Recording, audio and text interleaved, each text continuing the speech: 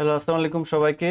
আজকে আমি কথা বলবো 2026 সালে বাংলাদেশ থেকে ঘরে বসে শপিফাই ড্রপশিপিং বিজনেস কি আসলেই লাভজনক নাকি এটা আপনার লসের কারণ হয়ে দাঁড়াতে পারে, এই বিষয়টা নিয়ে আলোচনা করব। আমি মারুফ আহমেদ, কাজ করছি টপ রেটেড ফ্রিল্যান্সার হিসাবে আপওয়ার্কে। আহ, তো ঘরে বসে অনেকেই আমরা ইনকাম করতে চাই, তার মাঝে অন্যতম হচ্ছে শপিফাই ড্রপশিপিং। বাইরে থেকে দেখলে যতটা আসলে শপিফাই ড্রপশিপিংটা অত্যন্ত লাভজনক মনে হলেও, কিন্তু যখন আপনি জিনিসটা করতে যাবেন বা যখন আপনি বিজনেসটা স্টার্ট করতে যাবেন, তখন কিন্তু এই জিনিসটা আপনার লোকসানের কারণ হয়ে দাঁড়াতে পারে। যেমন ঘরে বসে আপনি আন্তর্জাতিক একটা ব্যবসা করতে পারেন বা হচ্ছে ব্র্যান্ড একটা মাইন্ডসেট রাখতে পারেন, লং টার্মে একটা ইনকামের নিশ্চয়তা রাখতে পারেন। তো এই ধরনের যে বিষয়গুলো সেগুলো নিয়ে আলোচনা করব। তো প্রথমত আমাদের যে বিষয়গুলা সেটা হচ্ছে শপিফাই ড্রপশিপিং কি এখনো লাভজনক কিনা, বা হচ্ছে আপনি যদি আজকে থেকে শুরু করতে চান তাহলে এটা কি আপনার জন্য লাভজনক হবে কিনা। তো প্রথম কথা হচ্ছে শপিফাই ড্রপশিপিং যে ডেড এরকম কোনো কিছু না। শপিফাই ড্রপশিপিং এখনো একটা প্রফিটেবল বিজনেস মডেল, যেটার মাধ্যমে আপনি ঘরে বসে বাংলাদেশ থেকে ইন্টারন্যাশনালি প্রোডাক্ট সেল করতে পারবেন। কিন্তু এটা কোনো ইজি মানি না। মানে আপনি সহজেই এটা করতে পারবেন, অন্যজনের একটা ভিডিও দেখলেন আর সে ইনকাম করতেছে আপনি করতে পারবেন, জিনিসটা কিন্তু এরকম না। এখানে স্কিল প্লাস মার্কেটিং আপনার যে সাকসেস সেটা নিয়ে আসবে। এখানে আপনার স্কিল থাকা লাগবে, আপনি যদি নিজেই করতে চান আপনার মার্কেটিং এর জ্ঞান থাকা লাগবে, এরপরে আপনি একটা সাকসেস অর্জন করতে পারবেন। এর মাঝে আরো অনেকগুলা স্টেপ আছে, আমি সেগুলা ওয়ান বাই ওয়ান আপনাদের সামনে শো করব। ওকে, বাংলাদেশ থেকে আপনি শপিফাই ড্রপশিপিং কিভাবে শুরু করতে পারবেন, যেটা হচ্ছে মেইনলি আমাদের জানার বিষয় আজকে। তো ফার্স্ট অফ অল আমাদের একটা শপিফাই স্টোর লাগবে, আমাদের প্রোডাক্ট লাগবে, এরপরে পেমেন্ট গেটওয়ে সেট আপ করতে হবে, সাপ্লায়ার লাগবে যে সাপ্লায়ারের কাছ থেকে আমরা প্রোডাক্ট নিতে পারবো, মার্কেটিং করতে হবে, কাস্টমার সাপোর্ট লাগবে। আচ্ছা, তো ফার্স্টলি আমাদেরকে একটা উইনিং প্রোডাক্ট সিলেক্ট করতে হবে, এবং সিলেক্ট করতে হবে আমরা কোন প্রোডাক্ট কোন মার্কেটে কাজ করতে যাচ্ছি। শপিফাই ড্রপশিপিং করার জন্য পপুলার যে মার্কেটগুলো হচ্ছে UAE, Australia, Canada, USA, UK, Italy. তো এই ধরনের কান্ট্রিগুলোতে আমরা শপিফাই ড্রপশিপিং করতে পারি। এগুলো হচ্ছে পপুলার যে শপিফাই ড্রপশিপিং মার্কেট। এবং পেমেন্ট গেটওয়ে সেট আপ, যেটা বাংলাদেশ থেকে অত্যন্ত কঠিন হিসাবেই বিবেচনা করা হয়, কারণ বাংলাদেশ থেকে শপিফাই পেমেন্ট গেটওয়ে অ্যাক্টিভ করা যায় না। তবে আমরা বাংলাদেশ থেকেই শপিফাই পেমেন্ট গেটওয়ে অ্যাক্টিভ করে দিচ্ছি আমাদের ইনফরমেশন দিয়ে। তো আপনারা যারা চাচ্ছেন যে বাংলাদেশ থেকে শপিফাই ড্রপশিপিং স্টার্ট করবেন, কিন্তু পেমেন্ট গেটওয়েটা কোথা থেকে নেবেন বা হচ্ছে ড্রপশিপিং স্টোর ডিজাইন বা এই ধরনের কাজগুলো কোথা থেকে করাবেন, তো আমাদের সাথে যোগাযোগ করতে পারেন। আচ্ছা, এরপরে যদি আমি দেখি ব্যবসার সম্পূর্ণ মডেলটা, সাপোজ একটা কাস্টমার আপনার স্টোরে আসলো, আসার পরে সে আপনার স্টোরে যাওয়ার পরে প্রোডাক্ট গুলা সে ভিউ করবে বা হচ্ছে প্রোডাক্টগুলো সে দেখবে, এরপরে সে অর্ডার করবে। অর্ডার করার পরে ওই অর্ডারটা হচ্ছে আপনার সাপ্লায়ারের কাছে যাবে। আপনার যে সাপ্লায়ার, আপনি তাকে সেই অর্ডার এর যে একটা পেমেন্ট তাকে করে দেওয়ার পরে সে কিন্তু ওই প্রোডাক্টটা ওই কাস্টমারের কাছে ডেলিভারি করবে। অর্থাৎ প্রোডাক্টটা শুধু আপনাকে সোর্সিং করা লাগবে, এর পরবর্তীতে যত কাজ থাকবে সবকিছুই কিন্তু সাপ্লায়ার করবে। ধরেন আপনি একটা অর্ডার পাইছেন, এই অর্ডারটা শুধু সাপ্লায়ারকে আপনার সেন্ড করা লাগবে, এর পরবর্তীতে সেই সাপ্লায়ার ওই অর্ডারটা ডেলিভারি করবে। এই ক্ষেত্রে আপনার যে প্রফিট সেটা কিন্তু আপনার থাকলো, আর সাপ্লায়ারের যে পেমেন্টটা, যেটা আপনি পাইকারি মূল্যে কিনলেন, সেটা আপনি সাপ্লায়ারকে দিয়ে দিলেন। তো এটা হচ্ছে একটা বিষয়। এর পরবর্তীতে যদি দেখি, যে পাঁচটি জিনিস প্রফিট নির্ধারণ করে, মানে যে পাঁচটি জিনিস আমাদেরকে খেয়াল রাখতে হবে একটি profitable Shopify dropshipping store make করার জন্য। তো এগুলো হচ্ছে উইনিং প্রোডাক্ট। অবশ্যই আপনার একটা উইনিং প্রোডাক্ট বেছে নেওয়া লাগবে। সবাই যে প্রোডাক্টটা নিয়ে কাজ করে, সেম প্রোডাক্টটা নিয়ে যদি আপনি কাজ করতে চান তাহলে এই জিনিসটা অনেক কঠিন হয়ে যাবে, কারণ এই প্রোডাক্ট নিয়ে মার্কেটে অলরেডি অনেক কাজ করতেছে, স্যাচুরেটেড প্রোডাক্ট। তো আপনার একটা ইউনিক প্রোডাক্ট ফাইন্ড করা লাগবে, যেটা আসলে মানুষের প্রবলেম সলভ করবে, যেটা আসলে মানুষের জন্য প্রয়োজনীয়।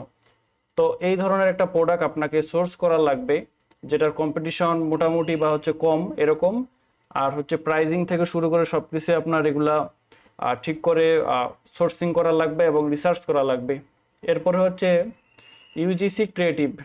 বর্তমানে এআই এর সময়ে আমাদের বিভিন্ন ধরনের এআই দিয়ে ইউজিসি ক্রিয়েটিভ তৈরি করা যায়, বা হচ্ছে অ্যামাজন বা আলি এক্সপ্রেস থেকে প্রোডাক্টের যে ভিডিও সেগুলো এডিট করে আমরা ইউজ করতে পারি, সেটা একটা বিষয়।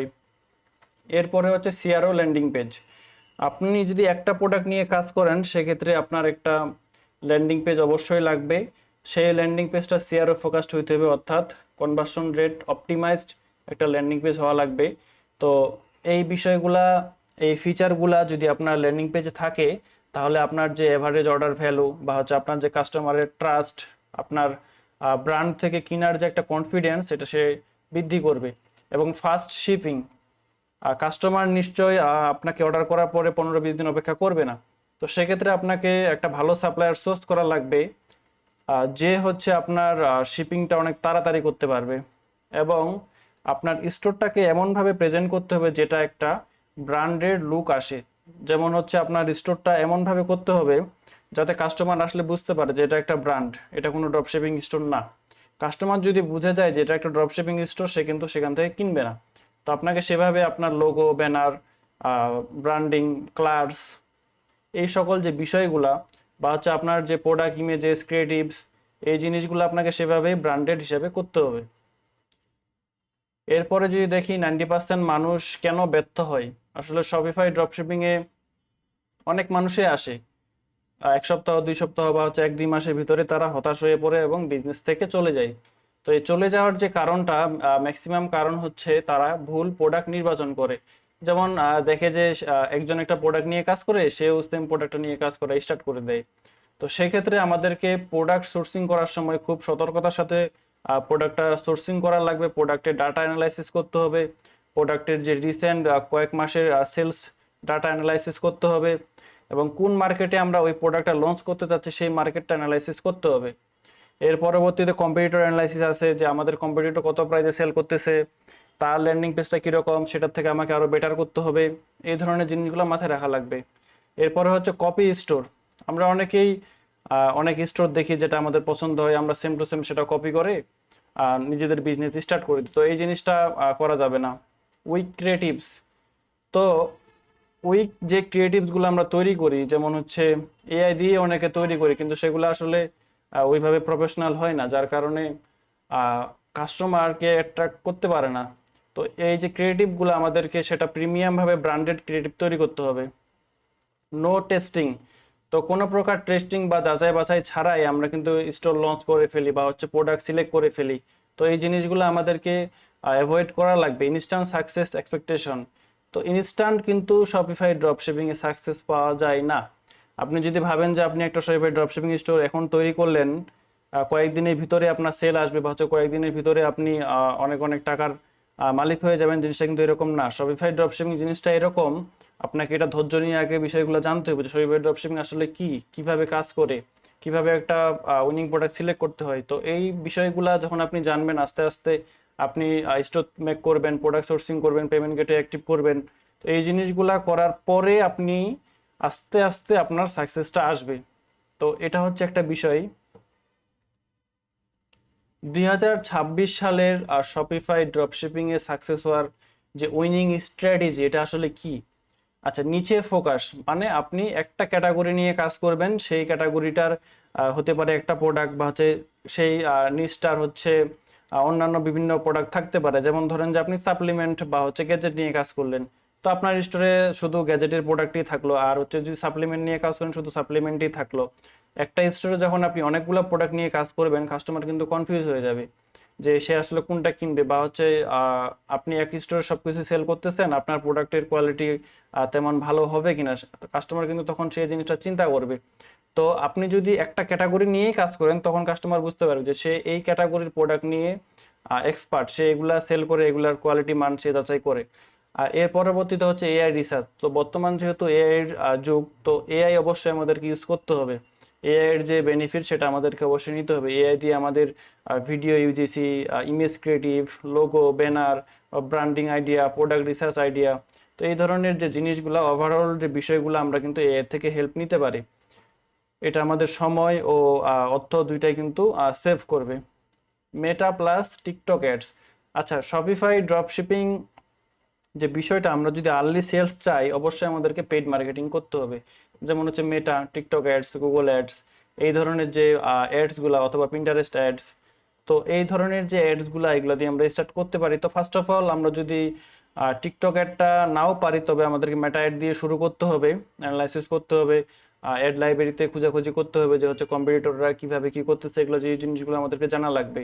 ইমেল মার্কেটিং, যেমন হচ্ছে শপিফাই স্টোরের সাথে হচ্ছে ক্লেভিও, মেলচিম কানেক্ট করে কাস্টমারের যে লিডগুলা সেগুলা কালেক্ট করতে হবে। কালেক্ট করার পরে আমাদেরকে সেই লিডগুলা দিয়ে মার্কেটিং করতে হবে। ডেইলি অপটিমাইজেশন, আমাদের স্টোরটাকে কিন্তু স্কেলিং করতে হবে। অনেকে ভাবে যে প্রথম কয়েকটা সেল আসলেই কিন্তু তার সে সাকসেস হয়ে গেল, কিন্তু বিষয়টা এরকম না। আমাদেরকে রেগুলারলি অপটিমাইজেশন করতে হবে, স্কেলিং করতে হবে। তো এই জিনিসগুলা যদি আমরা কনসিস্টেন্টলি করতে পারি, তাহলে কিন্তু আমাদের একটা বিজনেস থেকে অবশ্যই প্রফিট আমরা জেনারেট করতে পারবো। আচ্ছা, অনেকেই ভাবে যে শপিফাই ড্রপশিপিং আমরা ফ্রিতেই বা হচ্ছে খুব অল্প টাকায় শুরু করতে পারবো। আপনি অল্প টাকায় শুরু করতে পারবেন, কিন্তু আপনার এখানে কিছু ফিক্সড খরচ আছে। যেমন হচ্ছে শপিফাইকে আপনাকে পার মান্থে একটা পেমেন্ট করা লাগবে, সেটা কান্ট্রি ভেদে হতে পারে $25 থেকে $30। কিন্তু প্রথম যে 3 মাস, এটা কিন্তু আপনি $3 করতে পারবেন। যেমন হচ্ছে $1 পার মান্থে প্রথম 3 মাসে আপনি $3 শুরু করতে পারবেন। এরপর একটা ডোমেনের একটা খরচ আছে, এখানে $10 থেকে $12 একটা খরচ আছে। এরপর হচ্ছে অ্যাপস, আপনি যদি চান কোনো পেইড অ্যাপ ইউজ করতে, তাহলে আপনি সেটা ইউজ করতে পারেন, এটার একটা আলাদা খরচ থাকবে। তো প্রথম পর্যায়ে আমি সাজেস্ট করব যে পেইড অ্যাপ ইউজ না করার, ফ্রি রিসোর্সগুলো দিয়ে আপনি স্টার্ট করতে। এরপরে হচ্ছে মোস্ট ইম্পর্ট্যান্ট, যেটা হচ্ছে অ্যাডস বাজেট। আপনি যখন শপিফাইয়ের একটা অ্যাডস দিবেন, হোক সেটা মেটা অথবা হচ্ছে টিকটক অথবা হচ্ছে গুগল, অবশ্যই আপনাকে মেটা, গুগল বা হচ্ছে টিকটকে পে করা লাগবে, যাতে আপনার অ্যাডটা তারা মানুষের সামনে নিয়ে যায়। তো এই ধরনের অ্যাডগুলা দেওয়ার জন্য আপনার একটা অবশ্যই মিনিমাম একটা বাজেট লাগবে। ক্রিয়েটিভ কস্ট, ক্রিয়েটিভ কস্ট যেটা হচ্ছে আপনার যে ইমেজ, ব্যানার বা হচ্ছে ইউজিসি ভিডিওগুলা বা হচ্ছে আপনার কন্টেন্ট রাইটিং, এই ধরনের জিনিসগুলো যদি আপনি নিজেই হ্যান্ডেল করেন, তাহলে সেক্ষেত্রে তো আপনার কোনো খরচ থাকলো না। আর যদি আপনি নিজেই হ্যান্ডেল না করেন, তাহলে এক্ষেত্রে আপনার একটা এখানে একটা খরচ করা লাগবে। ওভারঅল আমার পরামর্শ হচ্ছে শপিফাইকে আসলে বিজনেস হিসাবে নেওয়াটাই বেটার হবে, এবং ডাটাটা অ্যানালাইসিস করতে হবে শুরু করার আগে, যে competitor analysis, product analysis, product sourcing, winning product find, supplier sourcing. আর শপিফাই এটাকে জাস্ট একটা বিজনেস হিসাবে না নিয়ে আপনি এটাও করতে পারেন যে ব্র্যান্ড তৈরি করার চেষ্টা করবেন। আপনি বিজনেস হিসাবে নিলেন, নেওয়ার পরে হচ্ছে এই বিজনেসটাকে কিভাবে একটা ব্র্যান্ডেড তৈরি করা যায় সেই জিনিসটা আপনি ফোকাস করবেন, যে কিভাবে স্টোরটাকে ব্র্যান্ডেড লুক দেওয়া যায়, কিভাবে কাস্টমারের ট্রাস্টটাকে আরো বৃদ্ধি করা যায়, এই ধরনের জিনিসগুলা আপনি করতে পারেন। তাহলে আপনার যে শপিফাই সাকসেস, এটা কিন্তু আরো তাড়াতাড়ি হতে পারবে। তো এই হচ্ছে আজকের ভিডিও। এই পরবর্তীতে আমি দেখাবো হচ্ছে কিভাবে শূন্য থেকে একটা শপিফাই ড্রপশিপিং স্টোর তৈরি করবেন, প্রোডাক্ট রিসার্চ, কম্পিউটার অ্যানালাইসিস থেকে ইচ অ্যান্ড এভরিথিং সব কিছুই আমি সেই ভিডিওতে দেখাবো। তো আজকে এই পর্যন্তই।